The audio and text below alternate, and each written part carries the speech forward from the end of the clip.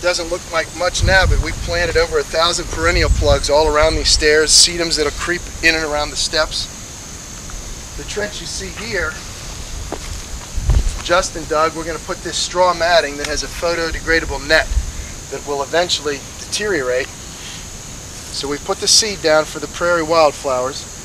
Then we're going to put in, and we'll shoot this in a minute, we're going to put the netting with the straw mesh in the trench, fill it so water can't wash under it, then put biodegradable pins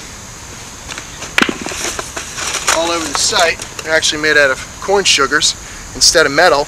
They will biodegrade in 3 years, and we'll use this to attach the mat, the blanket, tightly to the soils so that the seed doesn't wash out.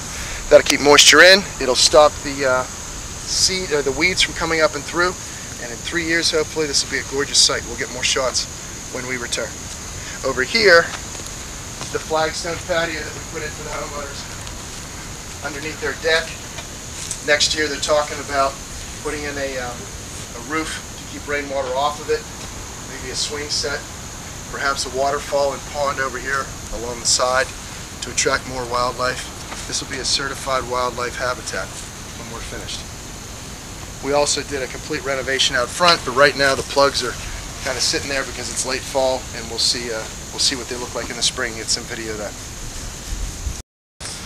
Alright, so now we're on a pretty steep hillside, putting down straw netting with the photodegradable plastic and putting in the staples which will hold them in place. You can see where we've doubled it up and put staples in the trench, which will then fill with soil, pack in to keep a gully wash or rainstorm from washing under the mats. Springtime has come up very nicely, hopefully. These are the spikes.